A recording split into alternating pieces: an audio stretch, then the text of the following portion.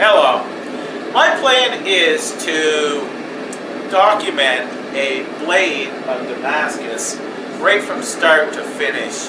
And Darren here from Loneforge Blades is going to go through the process of how he does Damascus and how he makes his blade and so on.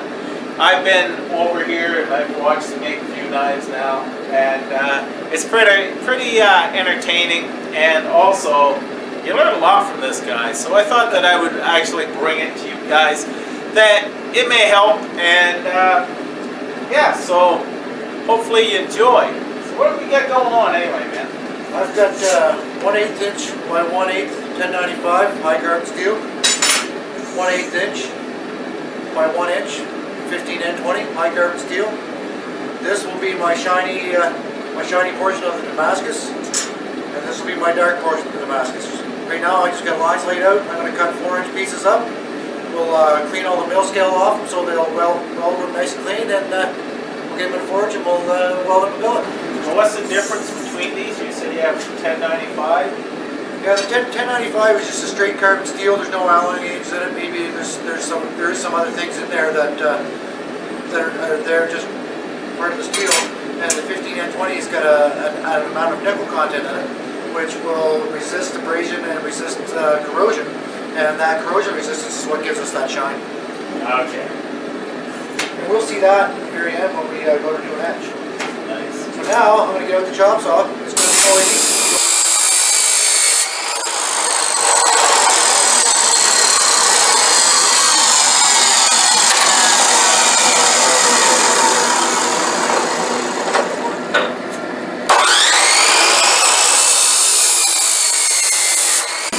Okay folks, now we've just got finished up with the chop saw. We didn't do a whole lot of that live because of the noise, but I've got 6 pieces of 15N20,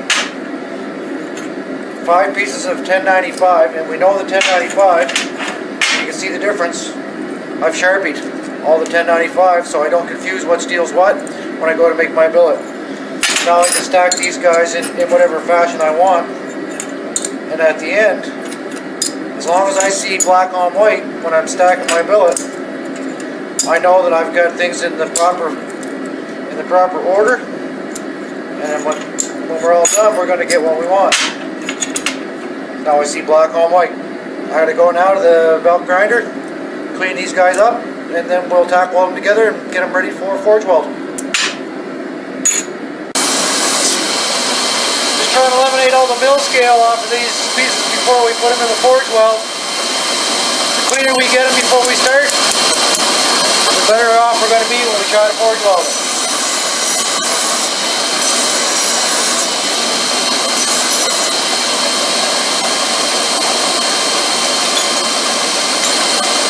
I got a 100-pound Harbor Freight magnet, Harbor Freight or Princess Auto, wherever you're from, dandy rig.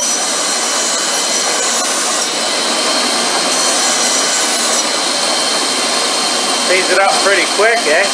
Not bad, an old worn out 120 grit belt. Just enough to get the mill scale off. Sure I got good clean surface. Eliminate all the problems that people get when they're doing a forge weld by not having clean steel.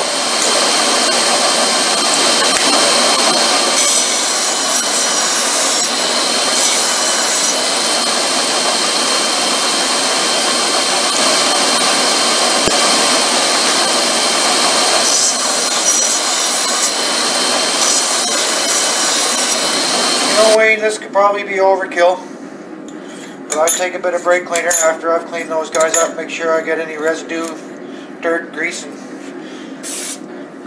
crud off that billet before we put her together, and I know I got clean steel.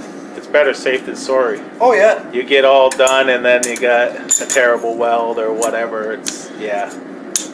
I've done billets more than once, and this is a good way to prevent that. If you can eliminate all factors before you go to the forge, you know you're going to be in decent shape. If your billet fails, you know it's not because it was dirty.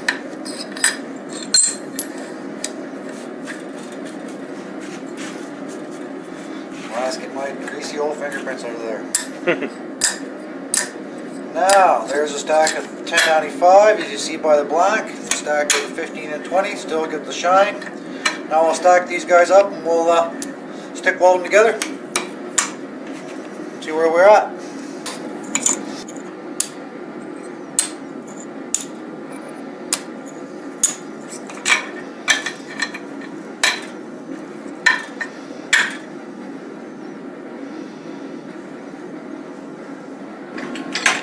Make sure our orientation is all good. I like it. I like it, bud. What you got going on? So now, Wayne, I've stick welded the ends of it just so it'll stay together when I take it to the forge. I run a bead down both sides. It's because when I put this guy in the forge, it's going to get hot on the outsides before it gets hot in the middle. These outside layers are want to expand. Yep. And then you get voids in there that you can get contamination, flux, scale and all that nasty stuff in there. We don't want it in there, so we're going to try to keep that guy to stay as tight as we can. See, this side's not quite as even as that side, so I'll go to my belt grinder, do a little bit more surface prep on this side, make sure that we get everything all nice and even, clean these welds up before we head for the forge. Nice.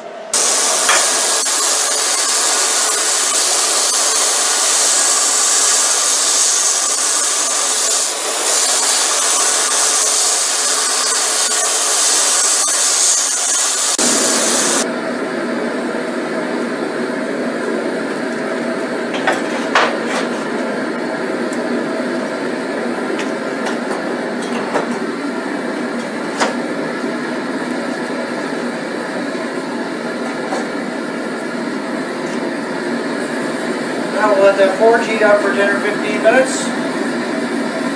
Then it's go time. Okay folks, we're going to go for our first heat. I'm going to put this guy in the forge, let it soak for a few minutes until I get enough heat into the billet so that it'll melt the flux. I want to make sure I get flux that goes down in between all the layers, give us a good coating, protect this guy from oxidation so we get good tight welds. In we go.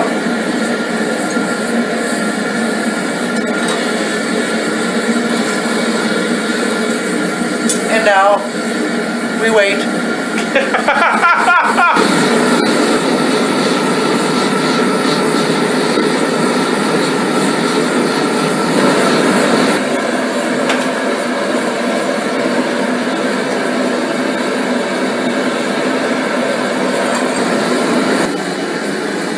See, what we're looking for now, Wayne, is to make sure that we can see that flux bubble around on the surface of the steel. It's going to look like about 75 kids playing on the playground at lunchtime, all going every which way. When I know there's a whole pile of activity, I know I get enough weld heat. Now I'm going to let that soak for probably another 5 or 10 more minutes to ensure that I get that same heat the whole way through to the center of that billet. First pass weld now, Wayne. Now I'm not trying to stick the billet together the whole way through. I just want nice light taps to make sure that all the steel's touching together, and I've squished some of that excess flux out in between the slices of the steel that are in there.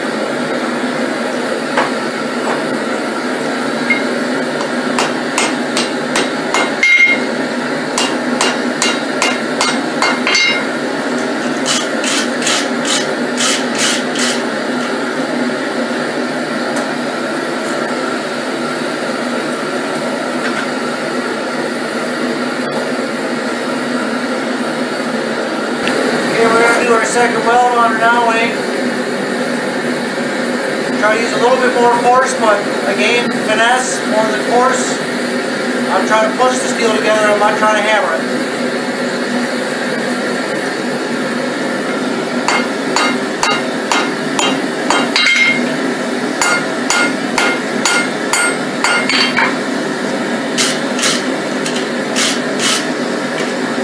Where we're going for pass number 3. Number 3.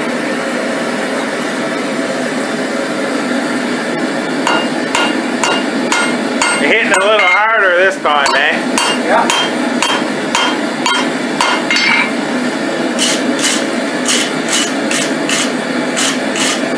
Now see the shadows set maybe up in this corner.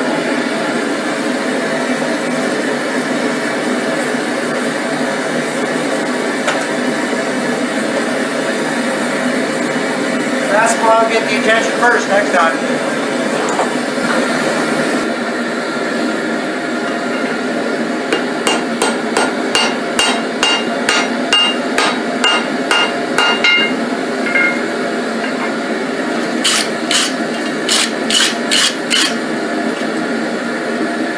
No shadow, she looks good.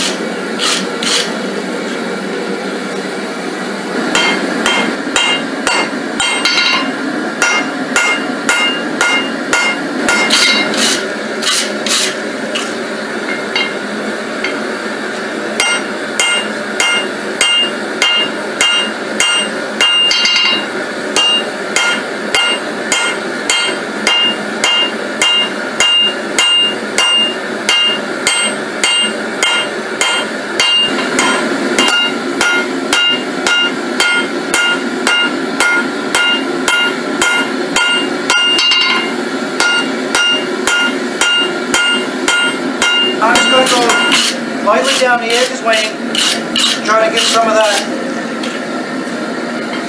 shoulders out of there. And this will tell me if I got any bad welds. That billet will open up. Oh, you're striking right on the I'm going against the grain now, yeah. Yeah.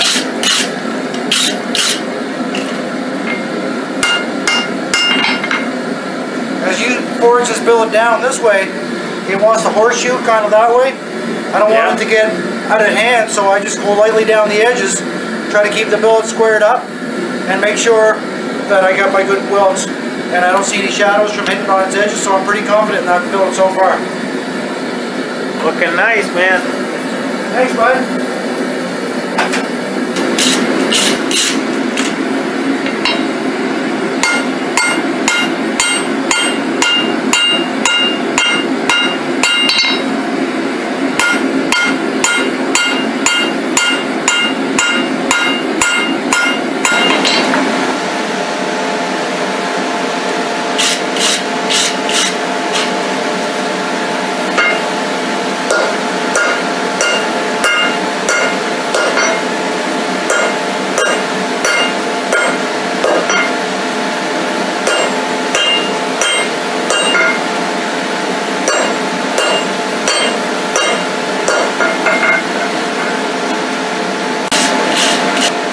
5 inches. 5 inches? Nice. Well, you've already got it to grow an inch. Because it started at 4. Yeah, not even trying to grow it. Just trying to get everything nice and flat, nice and square. Yeah. I'm not going to try to grow that billet by myself. I'll wait till the young fellows are here and they can strike. Yeah. One solid piece. Wow. I love that color, eh? It's cool. We're going to do a normalizing cycle on this now. It's good and welded. Decent sized billet for me to work with. When the next time around I'll get the boys here to draw that out with some big hammers. I want to normalize it a couple times to make sure we get some of the stress out. So I'm going to take it down into those magnetic again. Heat it back up, give it a couple normalizing cycles to make sure that we get all the stress out of that steel. So how do you normalize it? I'm going to go here till I can test against my magnet. Start to get a little bit magnetic. I know if I go down below magnetic temperature that steel starting to settle out in its grain structure. And we'll take it up to above non-magnetic temperature into the critical temperature zone again a couple times to make sure that we know that we've got good even grain throughout the whole piece of steel and no stress from forging it. Cool, cool.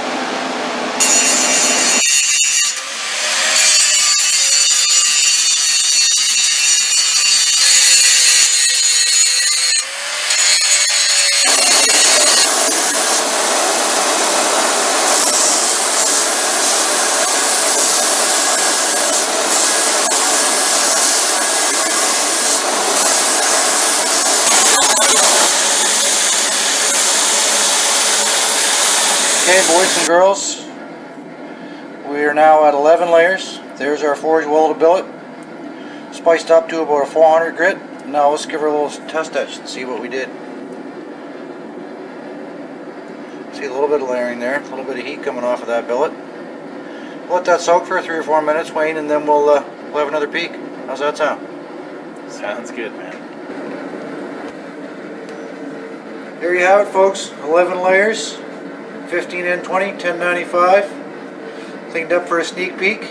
Draw it out, go to a higher layer count, and like we said before, see what we're going to do for a pattern. Yeah, it's looking pretty sweet, man. Fun stuff.